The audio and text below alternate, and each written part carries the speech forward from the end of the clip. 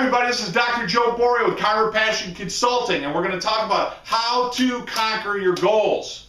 And it's going to be awesome. We're going to spend about 20-25 minutes here really talking about and sharing with you some ways to set goals and conquering them. And there's some skill sets that I've learned over the years that I certainly want to share with you a little bit this evening here in the 20-25 minutes that we have together.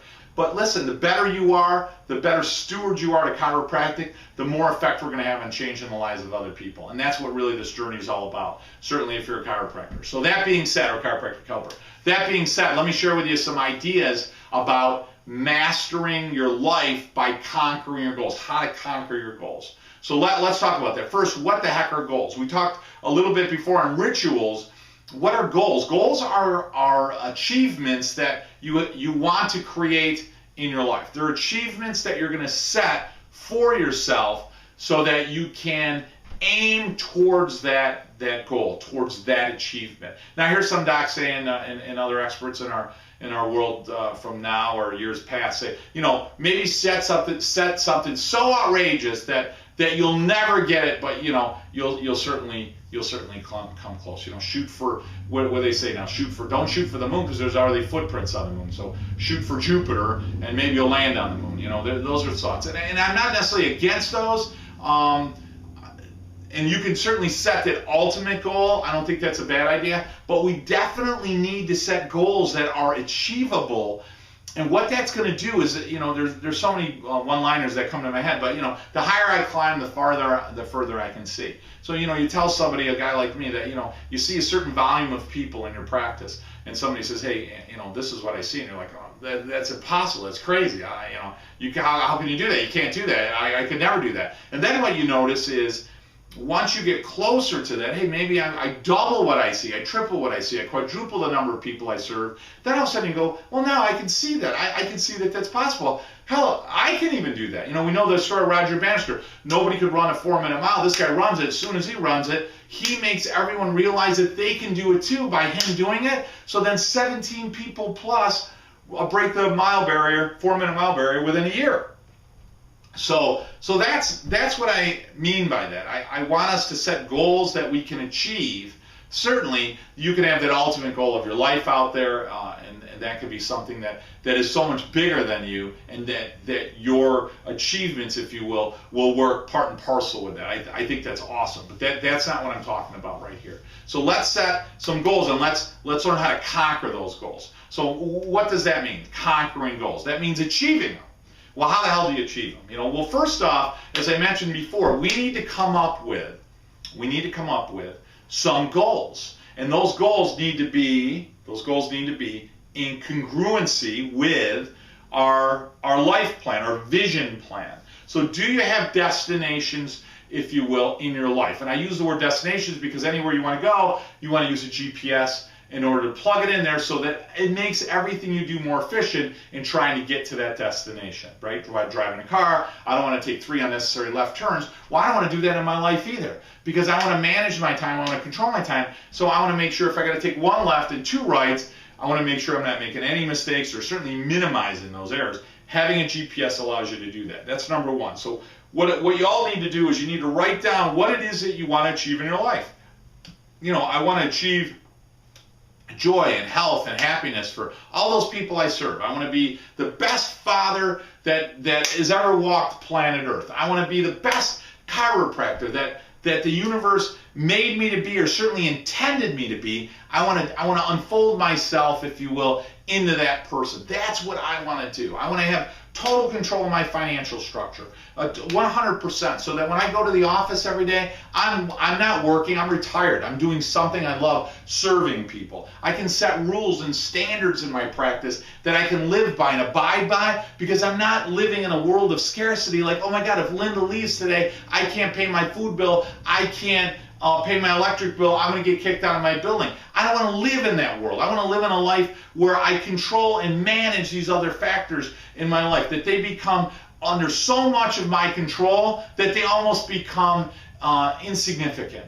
That I basically master them and overcome them to make them not only insignificant, I transcend them as challenges in my life. That's what we're trying to do. That's what goals allow you to do. So that being said, let's talk about goals. we want to come up with some goals. Now, goals, I think you're making a mistake if you just set business goals. I see a lot of practices do that. You're going to say, I want to set business goals, business goals, business goals. Don't just set business goals. Number two, anything that you set for the practice, those goals have to be set in conjunction with your staff. I think it's ridiculous that you think Alexander the Great says, okay, this is what we want to achieve, this is what we want to do, here's my vision, and then he goes out and just tells them, okay, we're going in this direction? Or do you think he gives speeches after speech after speech, basically inspiring his men and women and indicating to them that how great they are, and how awesome they are, and how powerful they are, and how skilled they are, and based upon that and their better social structure and the better way of life, that they're going to go certainly present and conquer the rest of the world to share with the rest of the world their vision. So he shares their vision, which inspires everybody else. You need to do that in your practice. You need to sit your staff down and say, okay, this is what I'm thinking. This is what, I'd like to do. What do you guys think of that? Are you guys on board with that? What's going on? That might indicate to you that staff member shouldn't be there for that matter or whatever, right? But, are they on board? Are they working towards a big vision? That's number one. Two, you need to set some personal goals for yourself. We need to have balance in our life. And take it from somebody who, was always focused on office, grow. And I did phenomenal things in my practice. Busier days than just about anybody that's ever had ever. But the reality is, if you're not managing and having balance in other areas of your life, then that creates imbalance in your life, right? We don't want to do that. So we want to have phenomenal goals set for our practice so we can serve people. We want to have phenomenal goals set for us personally. We want to have phenomenal goals set for us spiritually, whatever that may be. I don't mean religion, though that may be what the word spiritual means to you, and that's great. But wherever that is, I want to make sure I have goals in all of those categories, okay? So what I want to do is I want to set some goals, and I'm going to set a goal, and I want to set 3 goals, a minimum of 3 goals in each one of those categories. So I'm going to set goals in each one of those categories. Hey, I want to see this many people. Okay, and that's really important. That's going to be one of the goals that, let's say, you set, right? I want to have this level of income in the practice. As far as personal goals, as I said before, I want to be the best father ever, right? I want to be just absolutely the best father. I want to be the best friend I could ever be. I want to certainly be a phenomenal presenter for chiropractic. I want to be a great a mentor to other people. I want to be a great teacher to other chiropractors and other chiropractic helpers. So I teach at New Beginnings, the CA program and so forth. And I do that. I volunteer my time for that. I want to do everything that I can so that when it's all over, right? I mean, as you've heard before, you're never going to see a Brinks follow a hearse, right? I mean, in the end, what do you see with most people when they get older? They want to get rid of their stuff. They don't want all that stuff. And I was a guy that accumulated a whole bunch of stuff because I made a lot of money. All of a sudden, what do? You make a lot of money. So you start accumulating stuff. And then you realize, what? That just complicates your life and it slows you down and it becomes distractions for you. And you need to try to transcend that. Maybe some of us need to go through that journey in order to do that. It doesn't mean certainly that I don't like nice things or that you can't have nice things in your life. But the reality is your life can't be the accumulation of stuff. So when we look at these goals, we want to make sure that these goals are goals that are things that we want to attain, but that are virtuous, that they're goals that actually bring us to a better place in our life, a place of simplicity but powerful, goals that allow us to serve more people with what it is that we have to do without becoming distractions. If my spiritual strength is so powerful, boy, I'm so much more connected to universal intelligence that when I go into the office or I go lecture, or I go teach, or I go mentor, or I go coach, in any of those situations that I'm in, it makes me more, when I say powerful, inside it makes me more powerful. It makes me more purposeful. It makes me feel more congruent with the greatest power in the universe, and that's universal intelligence. So therefore, I'm going to be more successful in conveying a message of clarity. Certainly that's what we want to do. So those goals, everything needs to work in harmony with everything else. And that congruency is power, congruency is clarity, congruency is efficiency. So we want to make sure that all the goals and that everything we set and everything we do is working tandem, conjunction, hand in hand with what it is we're trying to do. So we need to set multiple goals in those categories and other categories if you want, or a subcategory. That's number one. Number two, what you need to do briefly here is you need to set the why. Now, the why is what I call diesel fuel. The reality is I can open up an office like if I had a truck. Think of a truck as your office in the sense that it's got all the hardware. It's got an engine, it's got a battery, it's got a fuel tank, it's got tires, bearings, seats, steering wheel, shifter, radio, air conditioning, windshield, rear view mirrors, got a grill, got a bumper, got everything you need on it, right? So think of that as your practice. I got a beautiful practice. I've got TVs, I've got the greatest computer software known to man. I've got great adjusting tables, phenomenal staff, great uniform, beautiful carpet, great location, beautiful sign. I got it all. Anything and everything that a mentor, a coach, whoever taught me anything said it's exactly what I need. But let me tell you something. If you don't have a why, if you don't have a mission, if you don't have a purpose, it's like starting your truck without any diesel fuel. And I like diesel fuel because it's got the most bang for the buck. You know, diesel run a long time. You know, they don't use gasoline or other fuel sources in a big truck going across the country. They use diesel. Why? Because diesel burns a long time. It's got a lot of bang for the buck. And you need a tank full of diesel in order to get where you're going. Because let me tell you, being a chiropractor in today's environment not only can be confusing for some docs, but it takes a lot of effort and work. It takes passion and purpose, mission, and why. And if you don't have a tank full of purpose and mission and why, if you don't have a tank full of that, you're not going to go anywhere. It's like starting a truck on an empty tank. It just won't go. I got all the hardware, I got everything I need in the office. I even have a chiropractor. Here's the chiropractor standing there, but he or she isn't filled with a why. There's no mission, there's no purpose, there's no passion, there's nothing. And as a result, nobody wants to come, and this doc, male or female, is failing as they view it in practice. Well, let me tell you, because you don't have a why. So the question is, why do you want to see a lot of people? Why do you want to serve humanity? Why do you want to see more children? Why do you want to make more money? Why do you want to have a closer connection to universal intelligence? Whatever your why is, or your goal is, why? And you have to have a whole series of why. You should not be struggling on the why. If you're struggling on the why, then your goal isn't the right goal. As proud of that goal may be if you attain it, the reality is you don't have any why. So you're not ready for that goal yet. And that's a problem. You know, you don't want to have incongruency. You know, if part of your mind's like, oh, geez, I want to make a ton of money and I want to see a whole bunch of people, but man, I just hate working. I just hate going in the office every day. You know, you can write down the goals and you can write down the whys, but there's an incongruency in that too, right? You got to love chiropractic. You got to be doing what you love. You got to be doing what makes your heart sing.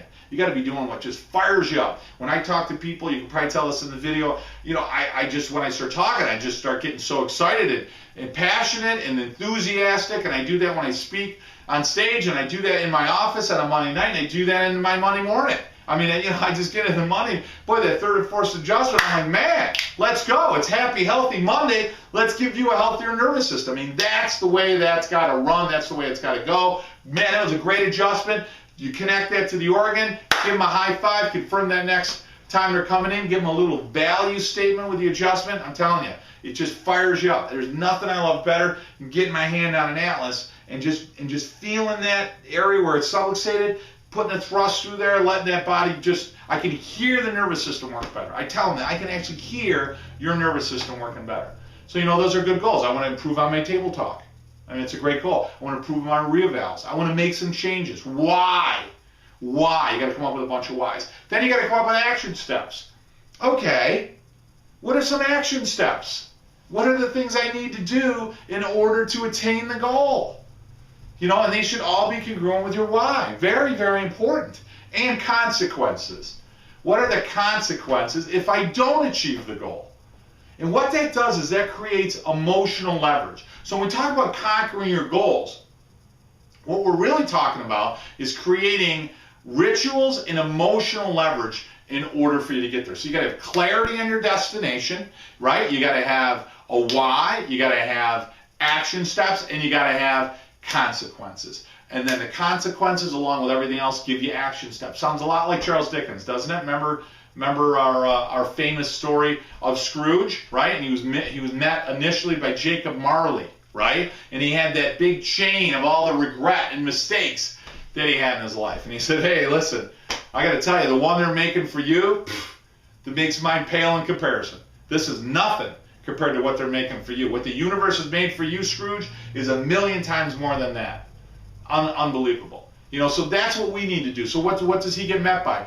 Past, present, and future, right? So same idea, past, present, and future. Create that leverage in your life. Create leverage, meaning create a bar so far, so long that when I push down, I can crank something up easily. If you feel like you're going through life laboring your effort and time, boy, it makes life a lot more difficult. You know, are you doing what you love? Well, you are? Okay, great then. Write down some goals, write down some whys you want to achieve that goal, write down some action steps, absolutely important, write down the consequences of not achieving those goals, and then last, read them a lot, like every day. Read over your goals. That's got to be part of the rituals, which we talked about in prior videos. What are the rituals that you set for your life?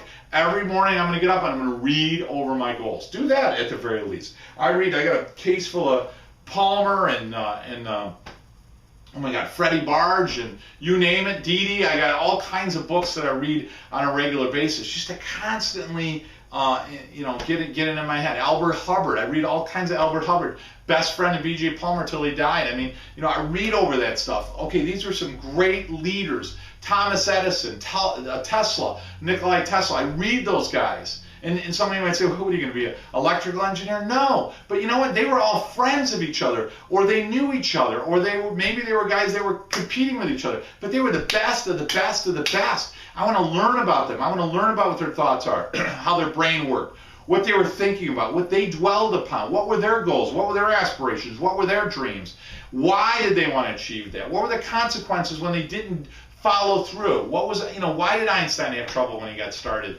and then move forward, who's Alexander the Great, how do you get to be 33 years old and be the greatest general that's ever walked the planet, leading legions of thousands and thousands of men to conquer the world at 33? How the hell do you get to do that?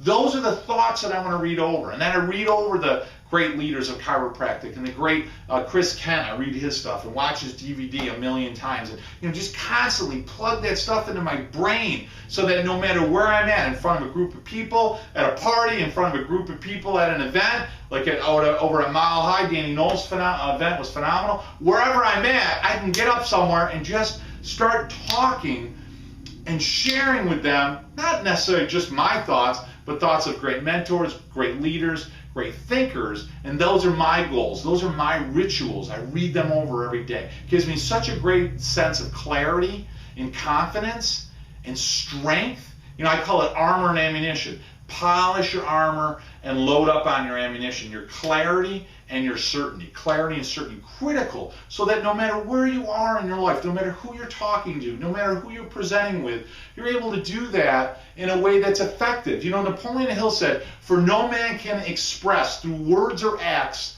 those thoughts or beliefs that are not in harmony with their own beliefs. And if they choose to do so, they will fail with their ability to influence other people. You will fail with your ability to influence other people if you yourself lack clarity and certainty. The way you gain certainty and clarity, it's like building up a beautiful brick wall. It's doing your rituals every day. It's having goals set for yourself. It's taking control of your time. It's taking control of your thoughts. And it's not going to happen overnight. It's a mastery. Nobody is born and becomes Buddha. Christ, it took him 30 years to develop his ministry. If you want to deal with Buddha, it took almost the same amount of time. I mean, they had to go through trial and tribulation and tasks. They had to go through the experiences of life in order for them to really start to sit back and master it and realize that, look, it's not about me. We're all connected. We're all in it together. We're in a sea of information, of energy, of love, of communal service. And the best way that I can help humanity, the best thing that I can do in this world, in the time that I have on planet Earth that I was gifted to by the universe, the best thing that I can do to share is serve other people. It's the best thing. And as a chiropractor, You get to do that without a needle, without a scalpel. Not to say that they're never needed. That's not my point. The point is that what you do as a chiropractor is awesome. It was given to us by the universe. The universe made you to bring it to other people, and the universe did that in an effort to make humanity healthier. You have a message that is congruent with universal intelligence, and you have the responsibility to share it with the world. And the more effective you are in doing so, the faster humanity will reconnect themselves to the source and live a healthier life. This has been Dr. Joe Borio. Please know that your life has meaning. May your innate always flow from above down, and I love you for loving what I love.